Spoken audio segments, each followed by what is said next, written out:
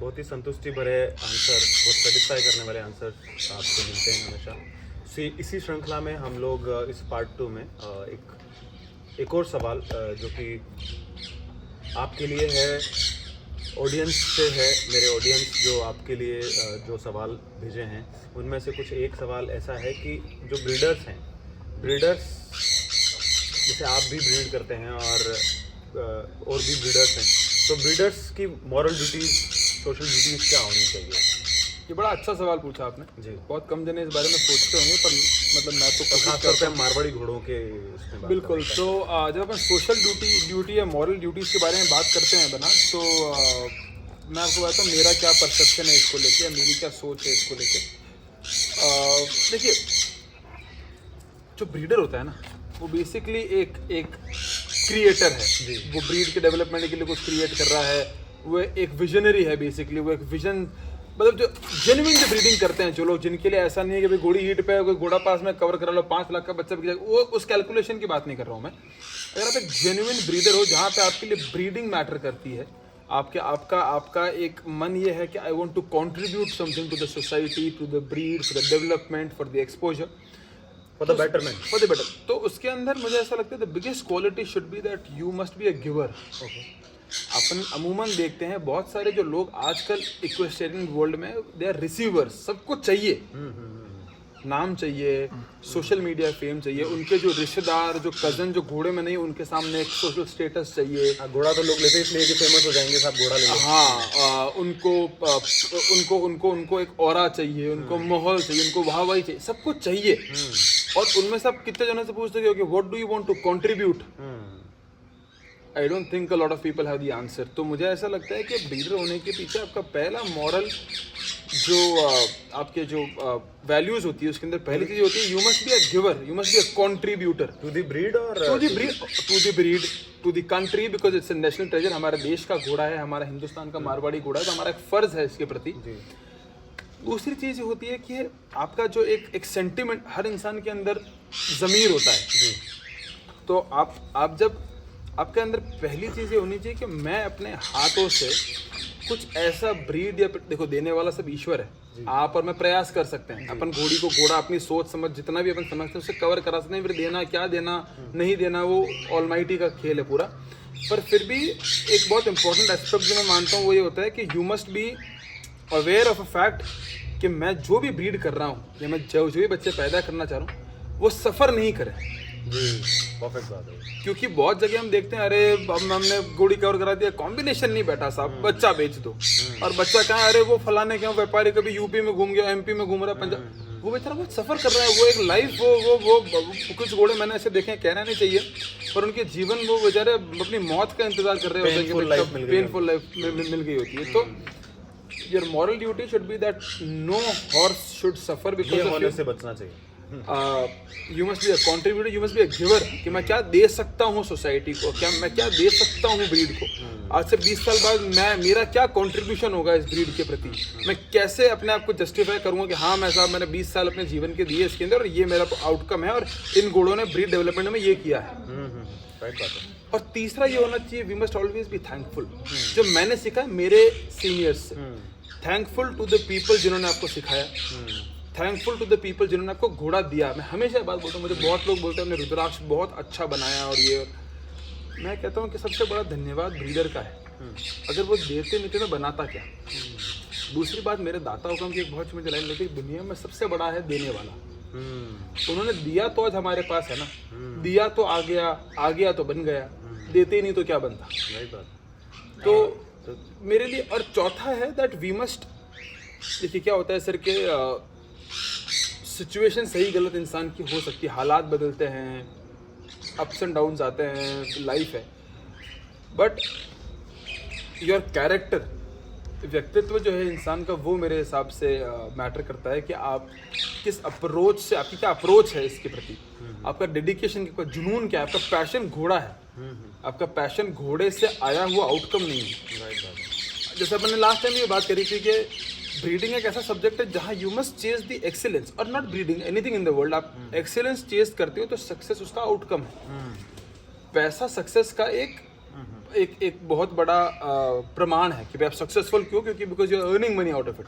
But again money is very important, पैसा बहुत ज़रूरी है। मैं कभी भी उन बातों में बहुत ज़्यादा यकीन नहीं करता हूँ कि नहीं आप काम करो पैसे के। बहुत लोग हैं जो बहुत फॉर्चुनेट है जो नहीं भी करते हैं पैसों के लिए, पर पैसा इंपॉर्टेंट है, पर पैसा सही मीन्स से और अपने खुद के सेटिस्फैक्शन पे और अपने खुद के एक टर्म्स एंड कंडीशन पे आपके पास है तो उसकी वैल्यू भी है। तो मैं ये मानता हूँ। राइट बात है। तो बहुत ही ये, क्योंकि ये मेरा भी सवाल है और ऑडियंस में से भी कुछ लोगों ने ये सवाल पूछा है कि डेफिनेटली, क्योंकि हर आदमी अपने लिए सिर्फ करना चाह रहा है या अपने बारे में करना चाह रहा है, तो उसको हर आदमी की सोच समझ से वो परे की चीज़ है कि इसको कैसे संभाला जाए। तो ये जो लोग कर रहे हैं, जो लोग अच्छे से कर रहे हैं, जो लोग बड़े लेवल पे कर रहे हैं, उन लोगों को एटलीस्ट गाइड करना चाहिए जो लोग। हाँ मतलब मैं देखिए मैं कोई नहीं होता हूँ किसी को गाइड करने वाला। दुनिया में बहुत समझदार लोग हैं, सब पढ़े लिखे हैं, कोई अंगूठा छाप नहीं, सबने धंधे किए हैं, बिजनेस किए हैं, नौकरियां करी है, बिजनेसमैन है। ज़मीर तो देखो बहुत इंटरनल चीज़ है, आप जगा नहीं सकते, मिटा नहीं सकते। पर्सनल आज अगर मेरे आसपास 100 व्यापारी घूमेंगे तो मैं थोड़ी बनना चाहूँगा वैसा है, मेरे या किसी व्यापारी के आसपास 100 ब्रीडर भी घूमेंगे, पर at least he will not lose जो उसे करना है। ये आपकी और मेरी बात है जो मैं सोचता हूँ, जो मेरी सोच है। क्योंकि मुझे ऐसा लगता है कि ये एक डेढ़ घंटे का इंटरव्यू किसी को बहुत एजुकेट नहीं करेगा या किसी समझदार को स्पॉइल नहीं करता कोई खराब इंटरव्यू। सबके अंदर सबको पता होता है हम क्या करें। हाँ, आप इस इंटरव्यू से कहीं ना कहीं रिलेट कर सकते हो, आप समझ सकते हो या आपकी कोई क्लैरिटी आप ले सकते हो, और मेरा नहीं किसी के भी इंटरव्यू से। पर इवेंचुअली देखो, जो इंसान अपनी जेब से पैसा डाल रहा है ना, वो बहुत सोच समझ के डाल रहा है, उसको अपना एजेंडा भी मालूम है कि किसी। अच्छा, मैं आपको कल अपन जो बात कर रहे थे मॉरल सोशल ड्यूटीज़ के बारे में, मैं आपको बहुत सारे ऐसे वीडियोस बता सकता हूँ, बहुत सारे जो मैं जानता हूँ या आपने भी लोग जानते होंगे, जिनका अपने घोड़े से कोई कनेक्शन ही नहीं है, जिनका 1-to-1 कनेक्शन जीरो है अपने घोड़े से। बिल्कुल। जिनको ये नहीं पता कि मेरे घोड़े को मैं कितना दाना देता हूँ, मैं कितना मेरा स्टाफ दे रहा है ऐसे दाना, और क्या वर्कआउट है, इसका क्या रूटीन है, बहुत जनों को मालूम भी है। पर क्या होता है कि देखिए बहुत, क्योंकि ये क्वेश्चन थोड़ा लंबा खींच रहा है, मैं इसको इतना ज़्यादा खींचना नहीं चाहता, just want to brief it.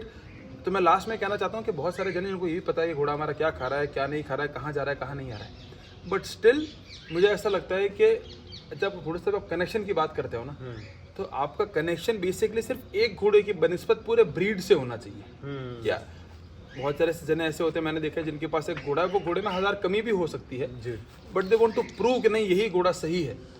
ठीक है, वो आपका पर्सनल चॉइस हो सकता है, पर इवेंचुअली आपको कोशिश से आपको ये सोच के ब्रीड करना चाहिए कि मैं इस कंट्रीब्यूट क्या कर रहा हूँ, नॉट जस्ट बिकॉज कि मैं इस घोड़े से क्या पैदा कर रहा हूँ। राइट बात है।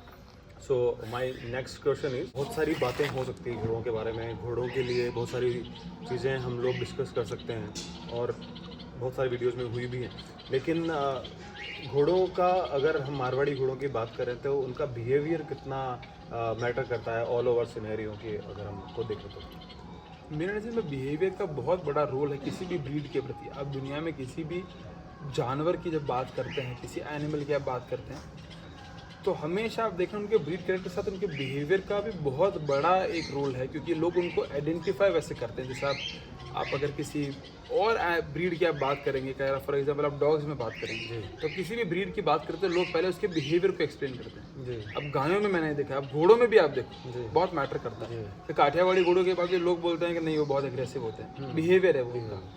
मुझे ऐसा लगता है कि मारवाड़ी बेसिकली, क्योंकि हम जब इसे एक हॉट ब्लडेड कैटेगरी में मानते हैं और हम इसे एक वॉर हॉर्स मानते हैं, जो कि है भी, उसका मुझे ऐसा लगता है इनमें कुछ बिहेवियर बहुत बहुत ज़रूरी है होना।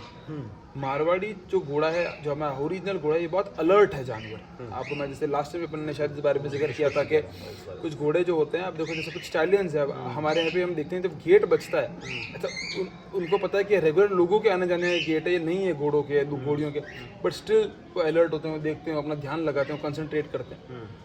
दूसरा, घोड़ा जैसे अपन ने शायद लास्ट टाइम भी वो बात करी थी कि जब पुराने ज़माने में जब कभी लोग अपने घोड़ों को किसी पेड़ से बांध लेते थे, तो उनके अलावा कि दोबारा उन्हें खोल नहीं पाता था। और यही बहुत बड़ा कन्फ्यूजन लोगों में होता है कि घोड़ा बदतमीज और तेज़, जो अपन आई थिंक पिछले वाले टाइम पे बात कर चुके हैं। सो अब मेरा सवाल आपसे है कि अगर हम मारवाड़ी घोड़ों का सिनेरियो देखें तो उसमें पहले के घोड़े, यानी कि पास्ट और प्रेजेंट और फ्यूचर हॉर्सेस के सिनेरियो के बारे में थोड़ा सा एक्सप्लेन करें प्लीज थोड़ा सा।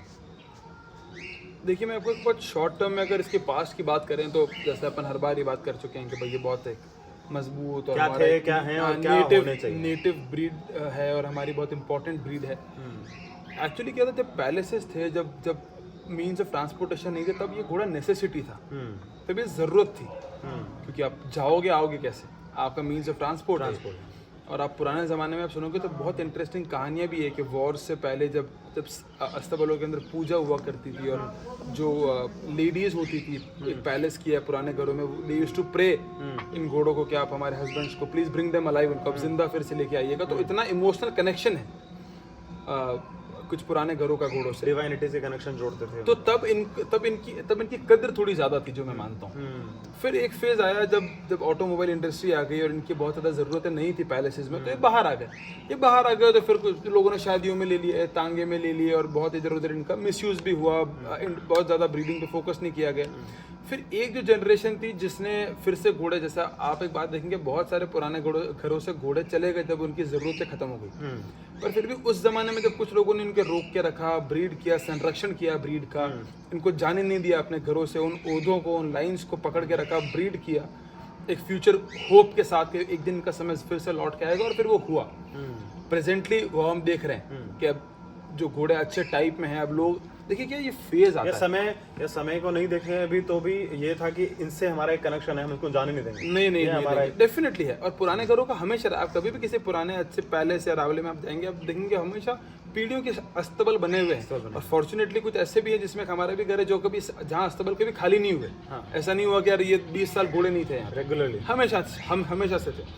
तो वो जो कनेक्शन है वो बहुत डीप है, वो पीढ़ियों का है। वो मेरा या फेसबुक पे घोड़े देख के, या फिर बहुत टेम्परेरी या बहुत नया नहीं है।